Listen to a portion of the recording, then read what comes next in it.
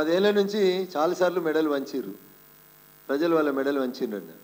KTR medal ఇరగలేదు, సంతోషపడమని వంచిర్రు అంతే. ఇట్లే మాట్లాడితే తప్పకుండా ఇరుగుతాయి కూడా. దానికి కూడా ఎక్కువ టైం పడుతుందని నేను అనుకుంటలేను. మరి మీ నాయన కామారెడ్డిలో ఓడిపోయింది కదా, ముఖ్యమంత్రి అని చెప్పుకుంటే ఆయన పోయి కామారెడ్డిలో ఓడిపోయింది కదా. ఆడ మీ నాయన మెడల్ ఇరుగొట్టింది కాషాయం కండువనే కదా. ఎందుకు మర్చిపోతారు, ఎందుకు మాట్లాడతారు ఇట్లాంటి అహంకారపూరితమైనటువంటి మాటలు? ఇంకో మాట ఏదో స్క్రోలింగ్ వస్తుంది. 93 కులాలను ఏకం చేసిండు మా జ్ఞానేశ్వర్ అన్న. ఏం గౌరవించింది మీ పార్టీ? బీసీలకు ఏమి ఇచ్చింది? 2-3 మంత్రి పదవులు ఇవ్వని మీరు బీసీల గురించి మాట్లాడతారా? 55% ఉన్న బీసీలను గౌరవించింది మేము. నేను మళ్ళీ చెప్తా ఉన్నా, బీసీ ముఖ్యమంత్రి అని చెప్పింది మేము. బీసీలకు సముచిత గౌరవం ఇచ్చింది మేము. ఊరంతా ఎందుకన్నా నా మెదక్ పార్లమెంట్ చెప్తా.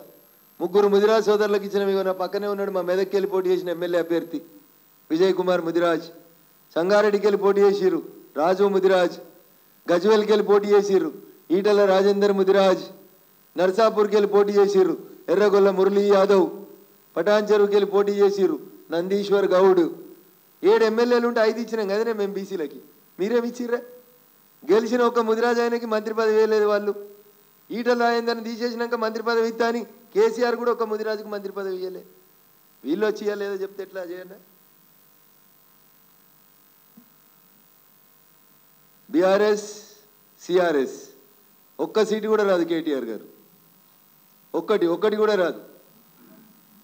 నీకు ఇంకేమైనా ఆలోచన ఉంటే రా మెదక్కి. ఇంకా నామినేషన్ వేయలే కదా మీ క్యాండిడేటు. నువ్వు ముఖ్యమంత్రిని అడిగినావు కదా మల్కాజ్గిరికి రా నేను పోటీ చేస్తాను. నేను నిన్ను అడుగుతున్నా. లేకపోతే నువ్వు పోయి కరీంనగర్లో పోటీ చేయి బండి సంజయ్ మీద చూద్దాం. లేదా ఆడొద్దు, మీ నాయన గెలిచినటువంటి ప్రాంతం మెదక్కి వస్తా అంటే రా కేటీఆర్ వచ్చి మెదక్ ఒక్కటి గెలిచి చూపెట్టు చాలు. మిగతా సంగతి తర్వాత